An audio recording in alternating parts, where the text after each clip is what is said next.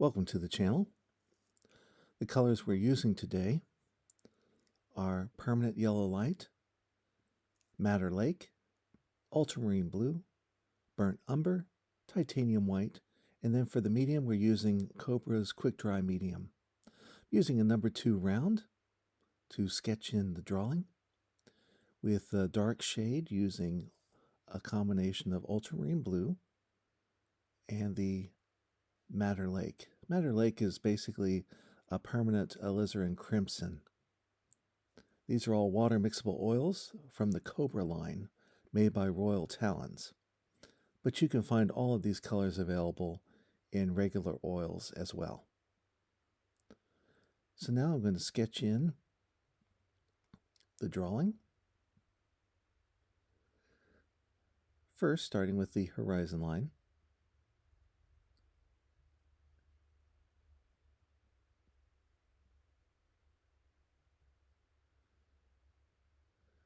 And getting in the big shapes. One other thing we're going to be working on today in this particular painting is the interpretation of a scene.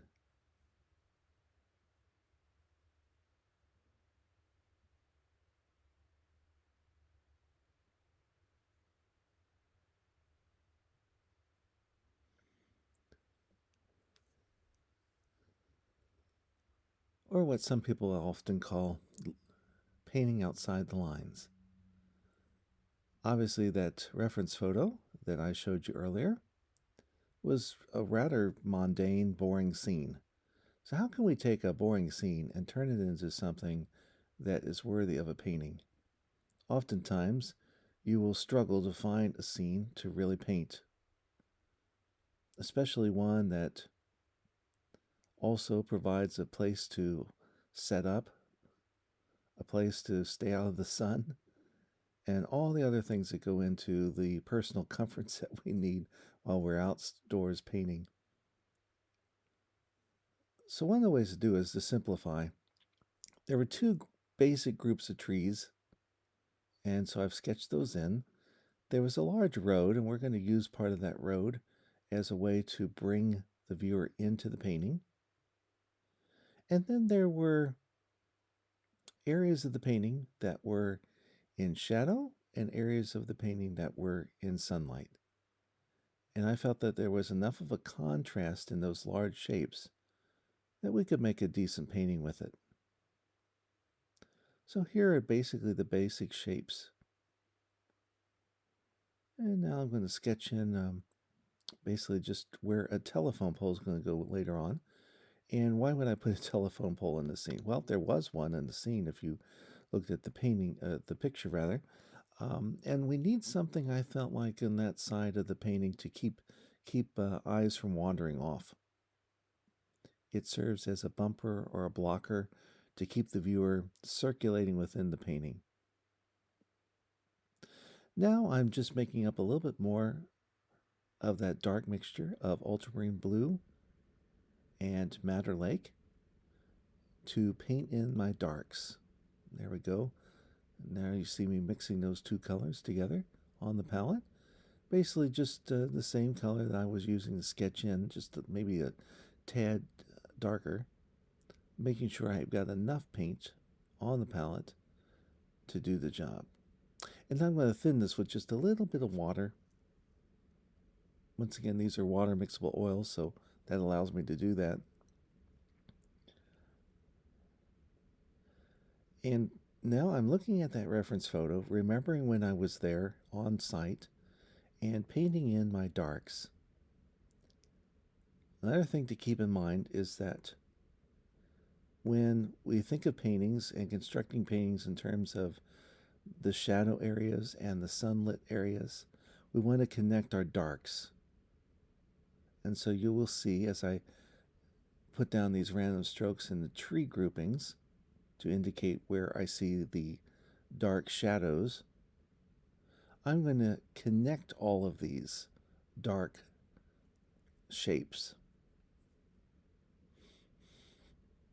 Here I'm just doing the same thing in the second grouping of trees. I use hog bristle brushes. These are made by Princeton. They're the Ashley line. I believe it's one of the cheaper lines of paint brushes that you can find. And they do just well. I'd rather save my money. This is a number 8. I primarily paint with a number 8, 6, and 4 flats, hog bristle brushes. I also use a rigger brush. You'll see me use that later on in this painting, or what we call a liner. That's from the Princeton line as well, but the Aspen line. That's a synthetic fiber brush, and it gets some wonderful, wonderful little branches and trees and so forth. It's really an indispensable brush. You will need it. But for today's painting, that's basically what I'm going to use is the 8, 6, and 4 hog bristle flats, and then the liner, which is a number 2 liner from the Aspen line from Princeton. Now see how I've connected the darks that go all the way across the painting, but really compose about 1/3 of the entire mass. That's important because you do want it to be focused on lights and darks, that there needs to be a different percentage. If it's 50-50, it makes for a boring painting. You want to strive for maybe a quarter or 1/3 of the painting to be either more of a shadow painting or more of a sunlit painting. So, and I just briefly flashed up the reference photo for you to see where my big masses were. I use shop towels to wipe off my brushes in between colors. I don't always dip them into water. There's really no need to do that. As long as you've cleaned it off with your towel well enough, you shouldn't have any problem. And sometimes, like I mentioned before, it's nice to have a little bit of that color in your brush, because when you're using a limited palette like I'm doing, just the 4 colors plus titanium white, this lends itself well to color harmony when you have a little bit of each of those colors in each one of your mixtures. And you'll see today how I use just basically the combinations of these colors and to vary the colors that I'm putting down in the block-in at this point. So here we're going to the greens, which would be the second darkest color on of the scene. And I'm just wanting to get an approximate green that I see in the reference photo and that I remember when I was on scene, on the out in nature looking at this scene. This scene, by the way, was from a little town called Rhineland. It was basically by a Catholic church there in Rhineland, and you come up upon this dead end on the west side of this small town. And this is where I saw this scene and was captivated, not so much by it being so unusual, but simply because of the contrast that I was seeing between some of the lawn space on the right and the trees in the back, and the play on shadows and lights, and felt like this would be a good composition for today's painting to show you how you can take a relatively boring scene and then reinterpret it with some slight color variations and really turn it into something that may work as a painting. Of course, that's always in the eye of the beholder, isn't it? So here I am putting in this dark green, connecting it to the purples that I had placed before. The sketch-in basically provides a roadmap for how I'm going to deal with the shapes. And here I am just once again kind of connecting that. I'm going to come back in a little bit later and highlight some of these things and also push back a few of these sections. But for right now, I'm just interested in trying to get some paint down on the canvas, which will help me to decide on the mixtures and the comparisons that are necessary. Until you get the canvas totally covered, it really is almost impossible to know whether you are missing the mark or hitting the mark, so to speak, with your color mixtures, because it's a matter of the contrast between the colors that you're putting down. And right now we don't have many colors. By the way, this is an 11 by 14 canvas board that we're painting on. And I've already done an underpainting with transparent red oxide and let that dry several days before now picking it up again to paint this painting. I find that the red tone, especially with landscape paintings, which are primarily composed of green, that this is really helpful. So that way, if I miss an area of the canvas or intentionally wish to, I can leave some of that transparent red oxide show through, and it provides a little bit of a what we might call a vibration between the red and the green. Here you can tell that I've placed a little bit, well, I'm going to, a little bit of titanium white into this mixture here soon. So already I can tell that some of those are just too dark in order to show perspective. So here we go, taking some titanium white onto the brush, mixing it right into the same pool of color that I had on the palette.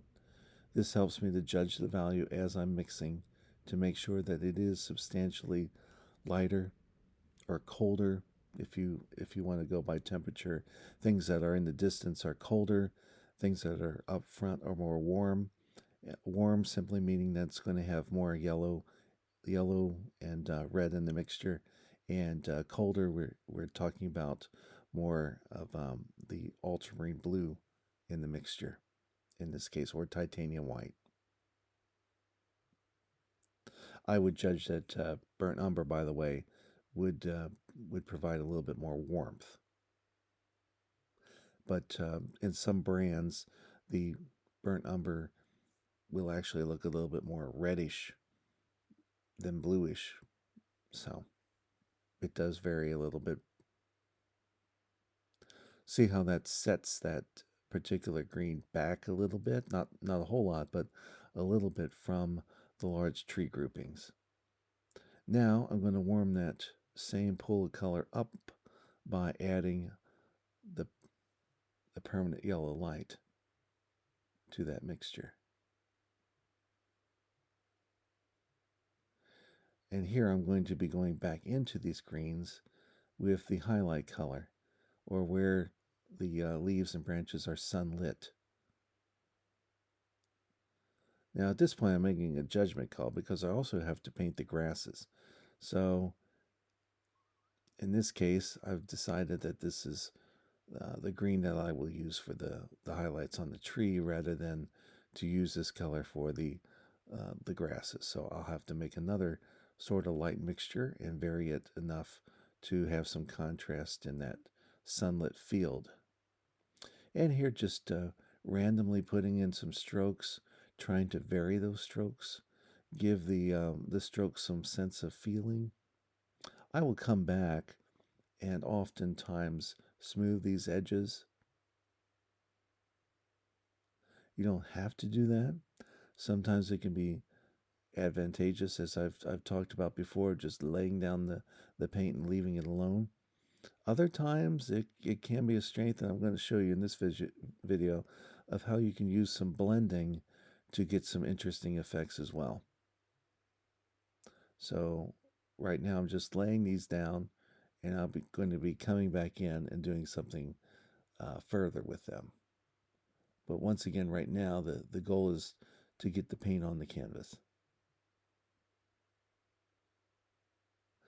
and vary some of the brush strokes to provide some interest as I'm laying in what will become this painting.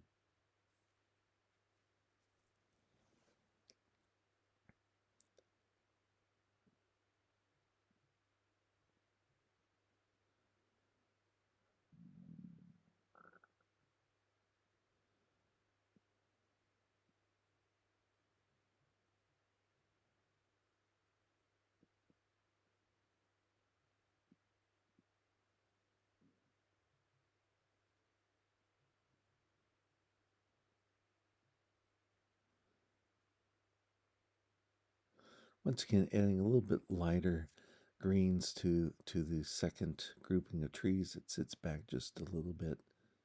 Notice that the sunlight was not as intense, and so I have mixed a slightly different tone of green here.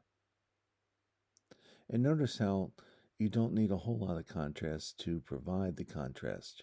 Your eye is very well equipped to see the distinguishing marks.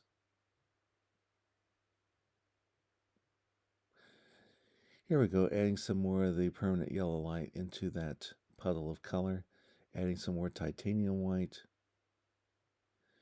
And this color is going to become, as I compare it to the highlights on the trees, I need to make it lighter. I've allowed myself enough room to do so in this mixture. Now I'm adding some quick dry medium because titanium white is slow to dry, so anytime I use a mixture of titanium white, I try to dip in some of the quick drying medium. So now we're focusing on the sunlit field on the side of the road here. Here I'm just trying to get some quick strokes down.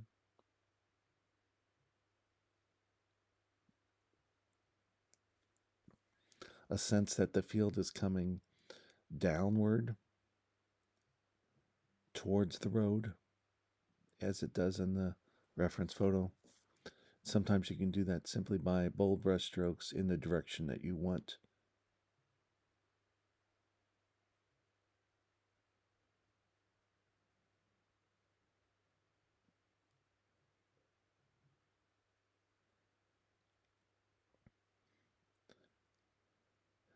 Now I'm going to be mixing up a little bit different mixture here in just a minute to give a little bit of variety in the, there we go, using a little bit more of the ultramarine blue to darken that pool of color, and a little bit of the madder lake.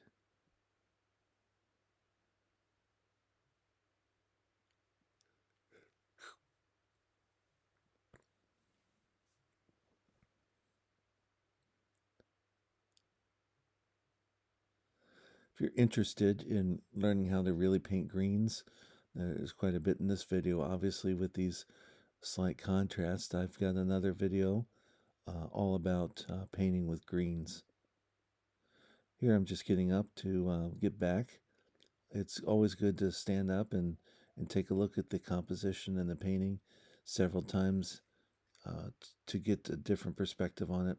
Sometimes when you're sitting too close to your painting, you can make mistakes in judgment and color and value, etc., because you're forgetting that the viewer is actually not going to be this close. They're going to be looking at your paintings hanging on the wall from a distance. So most of them are not going to come right up to the painting, at least not at first, to examine it. The painting has to work from a little bit of a distance for the viewer. So always keep that in mind. That's one of the reasons why oil painters use long-handled brushes. Those brushes force you to stand away from the canvas and allow you to get bolder strokes, more gestural strokes from where you are controlling the brush. See how that green varies from the other greens?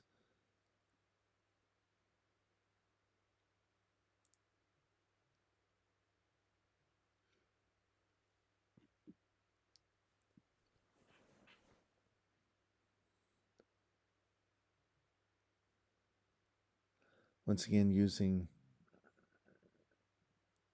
horizontal strokes to give the sense that this is the ground plane.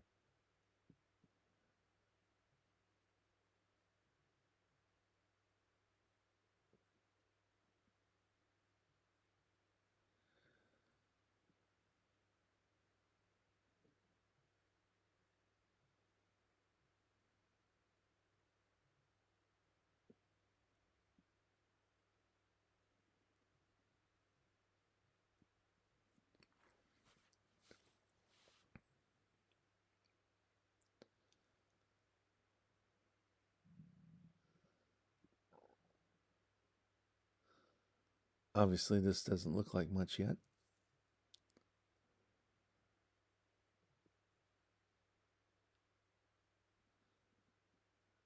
But neither did our real scene, did it? Just slight variations in green, a few tree groupings with some other foliage around it. And so we will begin interpreting this and adding some additional colors to give this painting a little bit more interest than what we visually see in the reference. Here I'm producing a mixture of burnt umber and titanium white. This is going to go on the road section.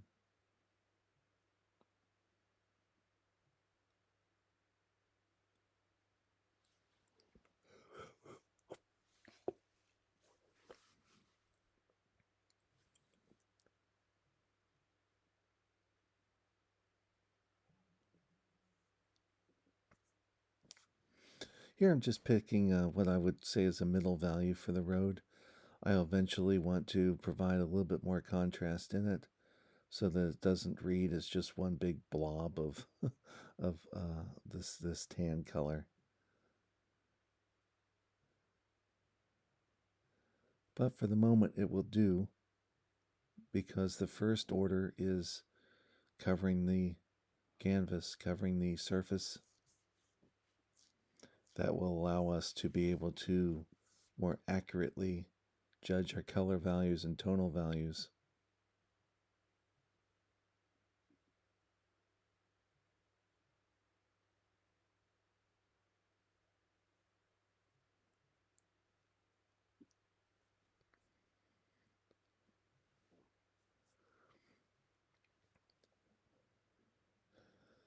One of the things that you can do to become a much better painter is simply to paint. You can watch as many videos as you wish. I certainly hope you do. But there's nothing like sitting in front of the easel, getting some canvas panels or any panels whatsoever, and just to begin painting. Preferably outdoors as much as possible. That will give you a real sense of judging and making your color mixtures. I would recommend using a limited palette, especially as you start out. You may never grow away from the limited palette, which is fine, but it is certainly a place to start because you will learn how to make your mixtures, and it will also assist you in establishing your different tones and color harmony. Here, I'm just mixing up a little bit dark mixture, adding a little bit of permanent yellow light to give it a little bit of a golden feel to it. And these are colors that I see to the left of the road in the landscape that was before me.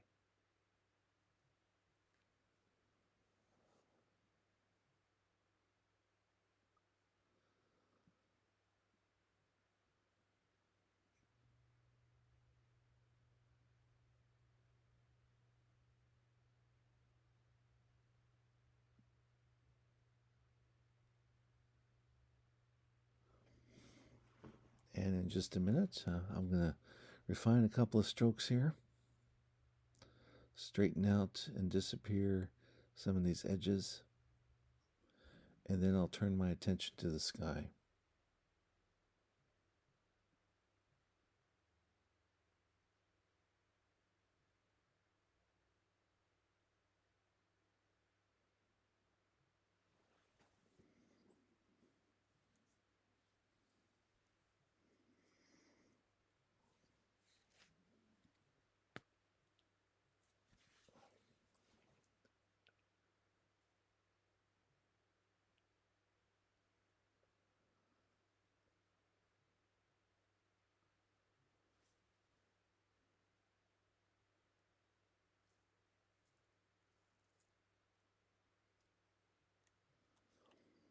So in this part of the painting, I've really concentrated simply on making sure that I have the colors that are in shadow and the colors that are in light.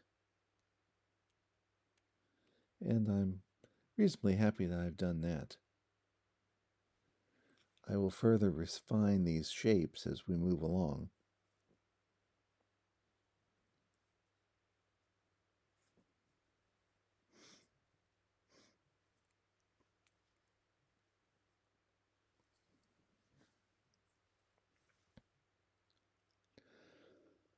Now, titanium white, a different pool of color starting with ultramarine blue.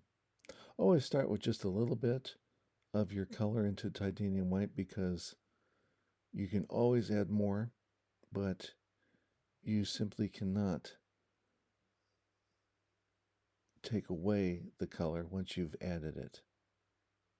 And I'm also putting in some of the quick dry medium, which really is essential. Titanium white is one of the slowest drying colors on your palette. Burnt umber is the fastest. So by having some of that drying medium in the titanium white, it will make your painting set up a little bit better and quicker. So here I'm taking this lighter blue and chiseling in a landscape or painting back into the colors I've already set, making sure that the paint is thick enough to do that. And then I'll be leaving some of this sky scene unpainted so that I can do a little bit of blending to create a nice contrast from the top of the sky to the bottom, where it's usually colder and lighter and a little bit warmer at the top. And so staying close to the edges of the foliage, see how that begins to set up the painting and make the painting begin to come alive as a landscape. This light blue is roughly at the same place throughout the painting. So I'm now just making decisions about how far to take this particular blue color up to the top of the canvas.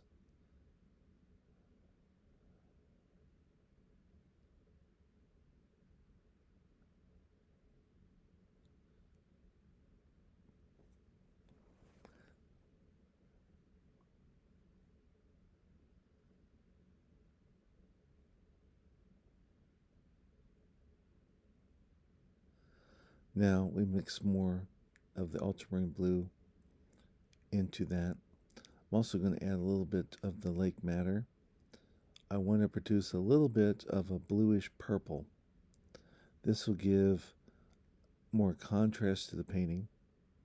It's my own interpretation of the landscape, that even though it was obviously just a blue landscape color for the sky, I want to produce something that has a little bit more color contrast.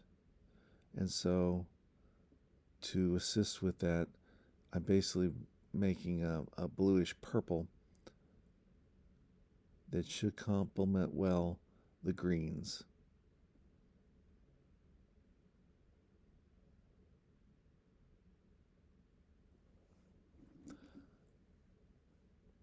And once again, just varying the brush strokes as I apply it. So in today's painting, I'm not going to try to add clouds. I'm going to let a few of the color variations handle the need for contrast in the upper third of the painting.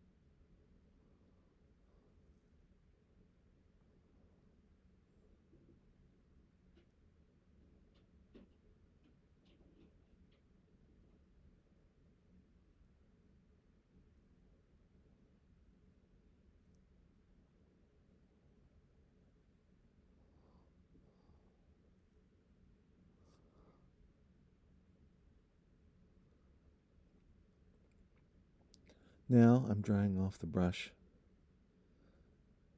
before going back in to do a little bit of blending between the light blue color that you see and the purple color of the sky. And then we can turn our attention to some more of the details. But now that we have the block-in done, the basic shapes on the palette are now in the painting. Then we can go back in and work on some of the details that will provide a little bit more interest in the painting.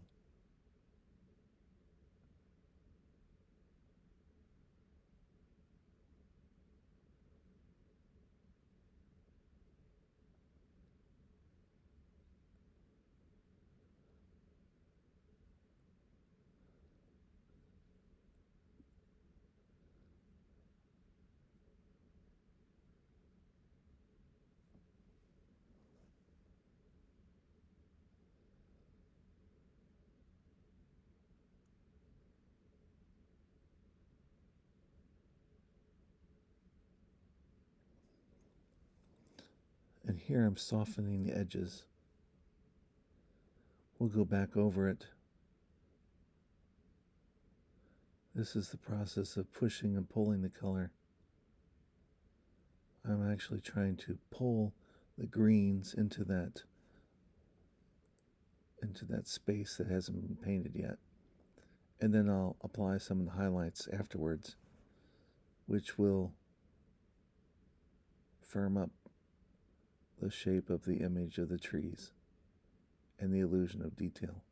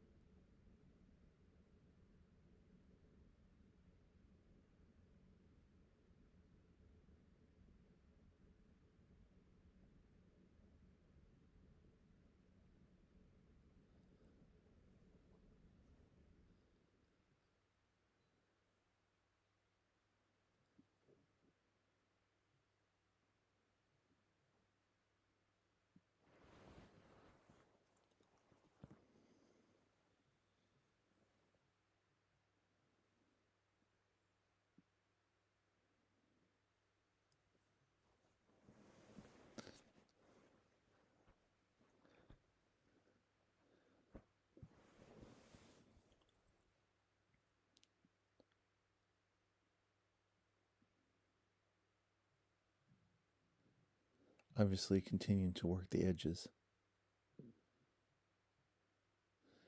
In a landscape painting like this, without any architectural features, you shouldn't have too many solid lines. I would call this composition an O composition, by the way, after Edgar Payne's work on composition. What I'm attempting to do is to hold your eye in the center of the picture and to have enough interest in that center to keep you there.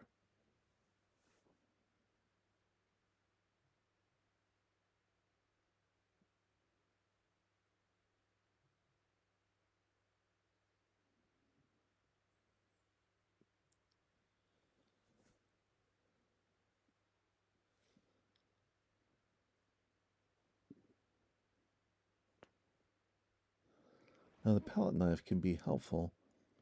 Here what I'm doing is I'm taking away all those hard edges and allowing the different types of green that I've laid down to have their way. So I'm basically blending with a palette knife as opposed to a brush or a paper towel, which could also be used. Then pulling some of that up creates some small nuances. See how that reads much more like a tree or a group of trees, I think, after having blended just slightly those colors together.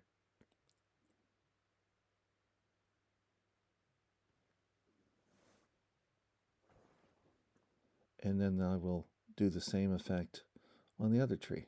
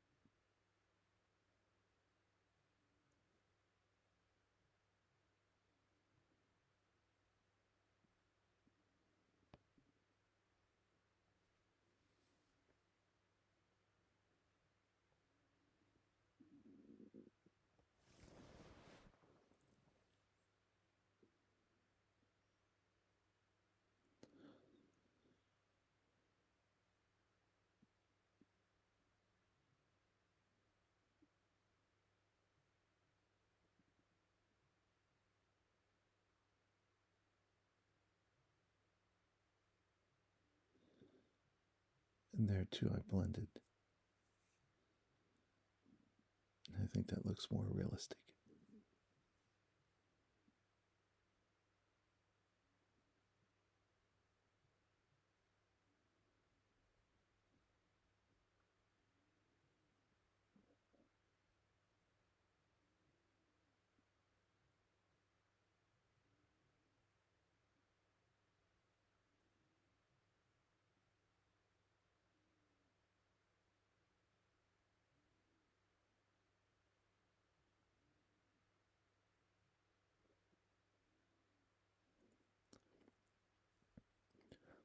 Now stepping back from the canvas to take a look.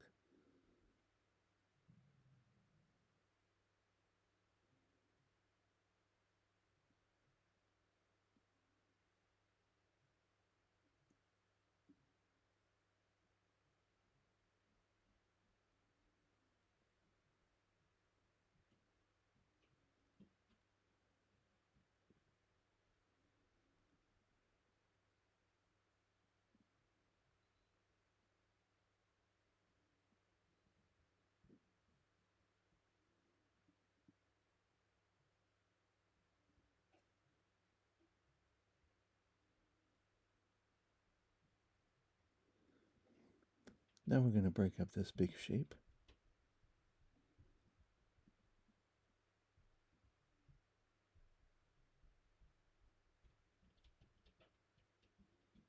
Adding a little bit of color.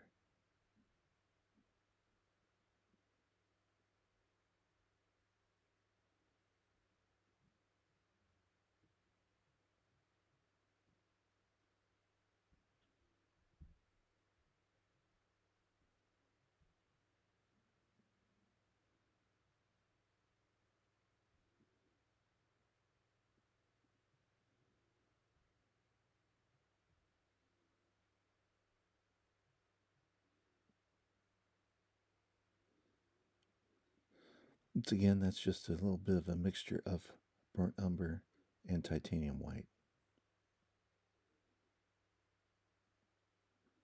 This time applied with a palette knife.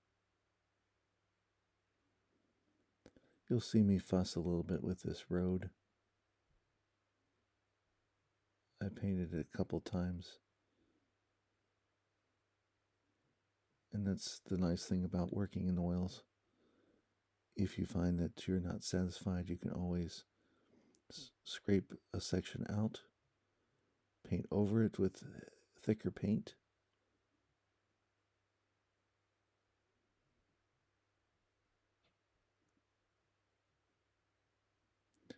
Oils tend to be very forgiving, and their slower dry time allows you to have more time to work with them.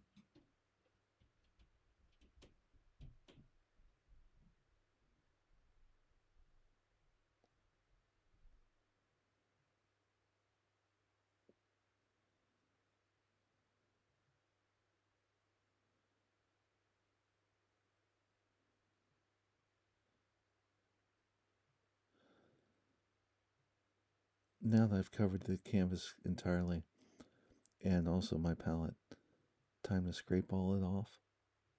I can use that by setting it aside on the palette, but in many cases I simply wipe it clean so that I can put my highlights in without producing muddy colors.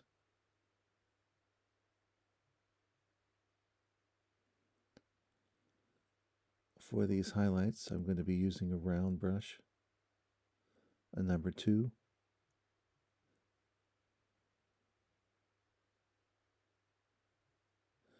this is a Princeton brush.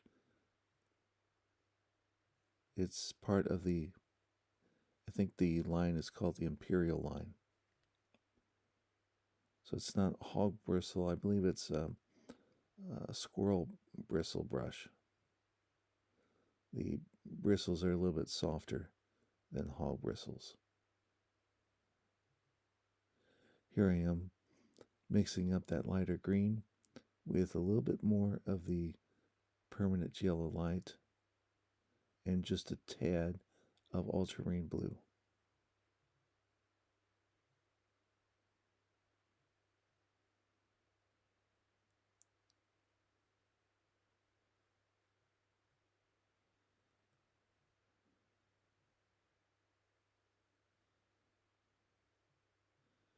Here I'm using the palette knife to make my mixing. Sometimes I'll use a brush. I know some artists that will only mix their pools of color with a palette knife and then go in with the brush to do the actual painting. And I know others that hardly ever touch a palette knife and are always mixing their paint pools with just their brush. It's really a matter of personal preference. Now, since I'm putting layer upon layer of paint, I'm using a little bit more of the quick dry medium. Here you can see the round brush, and I am attempting to get some random marks to place the highlights on these trees, sometimes dabbing or stabbing into the painting. Other times I'm actually rolling the brush, as you saw there. I'm looking at the reference photo and seeing how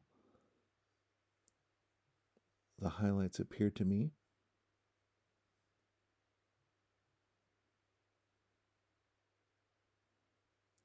And then just trying to vary it. Now you see where the two colors before had met and had produced a little bit of just a brownish color. I'm going back over that to produce some highlights of where the sun's going to be shining on the top of the tree. And so it makes sense to put a lighter mixture of green at the top of the tree.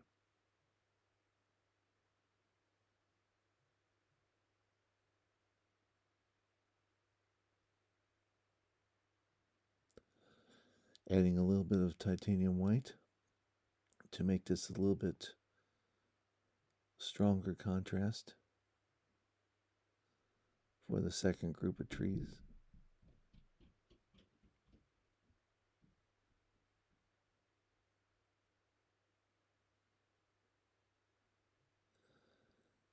But then I decided that it was actually too light for the trees, and I would use it as more of a highlight for the grassy meadow.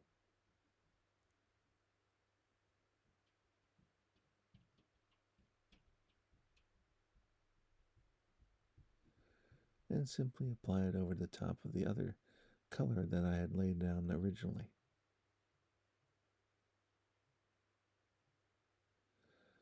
Also trying to provide a little bit of texture by applying a little bit more paint in this section.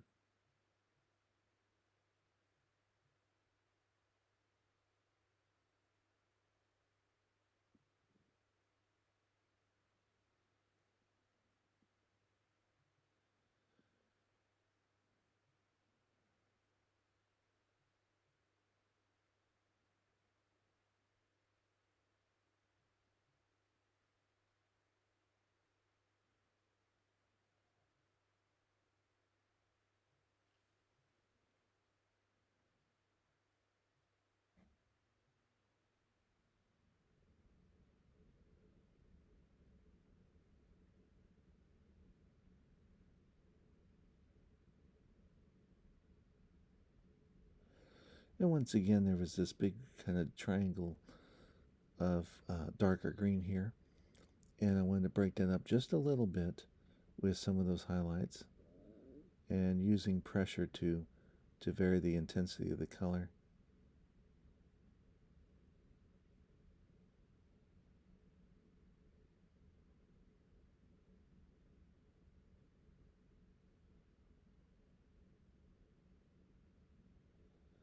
See how we have the major shapes now all painted.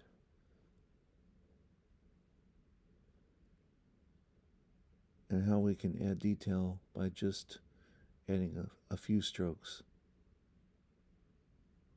and a few color variations. Not necessary to paint individual grains of blades of grass or pebbles on the road or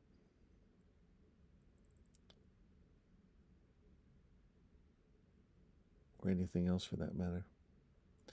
Here then, I'm going back over this second tree unit. I've darkened the pool of color just slightly so that clearly that value is darker than what I applied to the sunlit grass area. And now I'm trying to work on the shape of this tree and the highlights.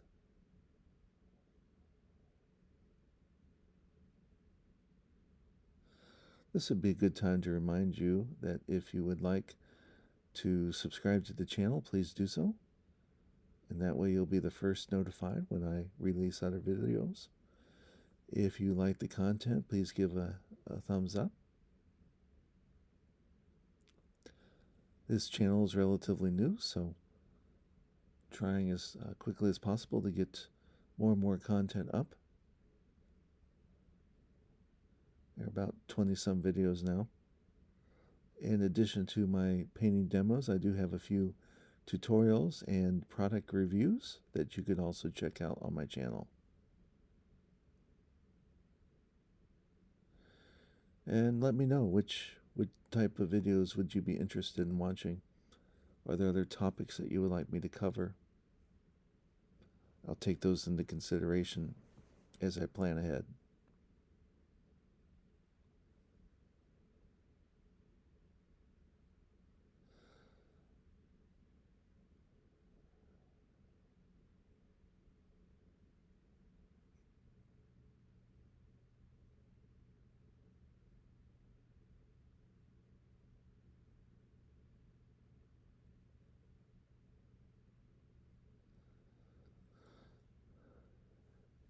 And by now you can clearly see that I'm painting outside the lines. This does not really look like the reference photo, but the reference photo has become the inspiration for these shapes. There is certainly a relationship between the reference photo and this painting, but I'm taking liberties with the sky, with some of the highlights. I'm not attempting to make it look exactly like the photo. And quite honestly, it's very hard to find anything in nature without doing some interpretation, some moving of elements to make the scene interesting.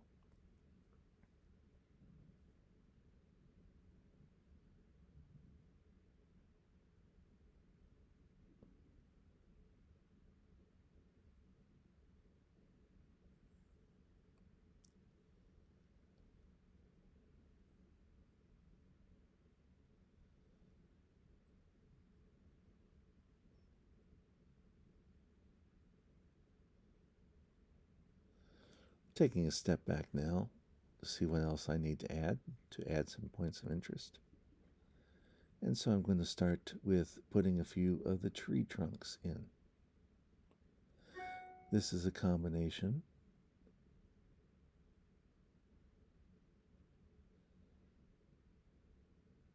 of burnt umber and titanium white. And since I want it to stand out, rather than dark trees, I'm using these light trees, which were more visible in the reference photo.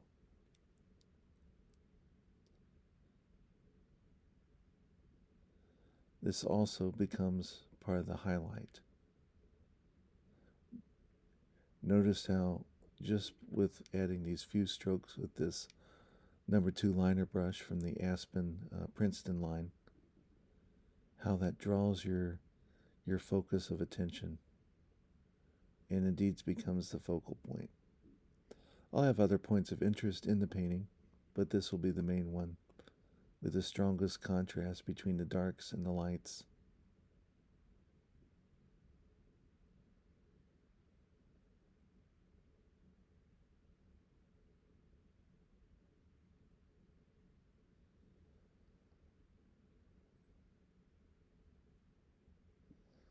Making sure that the root of the tree looks like it's grounded in the plane rather than sitting on top of the other colors. That's always important.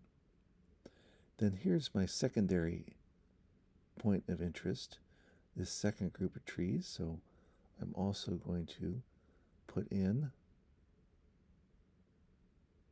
the tree trunks here. And as I've mentioned before, it's always important to use odd numbers rather than even numbers. So just as there were 3 trunks that I painted in the other section, I'm going to do 3 of these.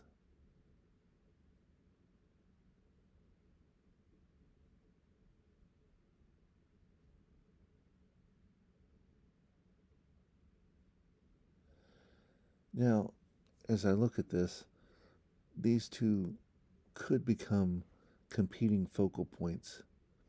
And so you will see me at a little later point actually dab out some of the areas to take away the sharpness of the color, so that way your eye will focus more on the one group of trees. Here I'm going to set this telephone pole, which was visible in the reference photo, and which I thought brought a sense of perspective. It's closer to the viewer, and then it also keeps your eye in that O composition, so that you're kind of going in a circle in the middle of my painting and staying there as long as possible. And I liked painting the telephone lines going kind of nowhere. The illusion that it's going into this tree and then disappearing behind that.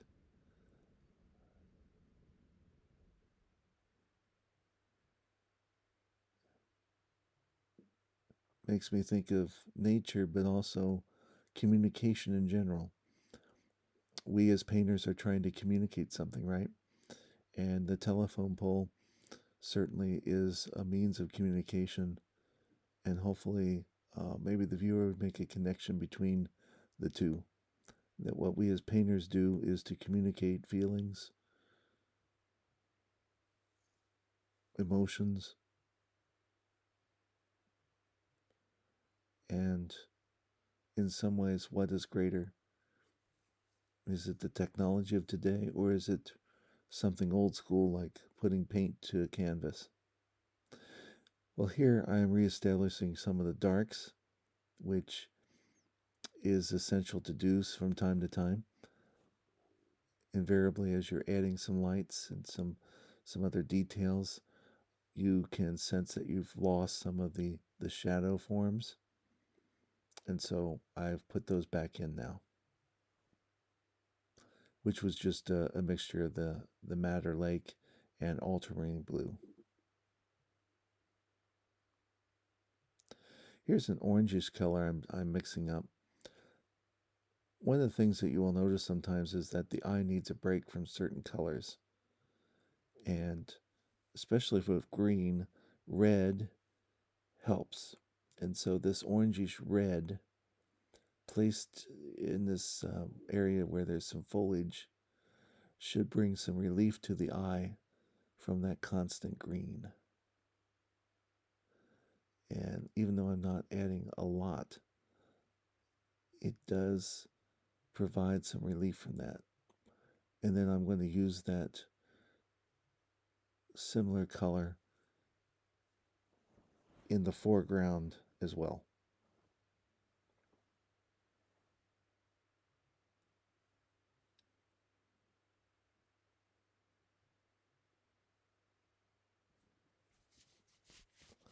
Here's the liner brush again. And now I'm creating some foliage, some grasses, creating the illusion of detail here in the front, foreground of the painting by just getting some random strokes by vibrating the brush. You can make the color a little bit more intense if you stop more often and put paint onto that thin brush.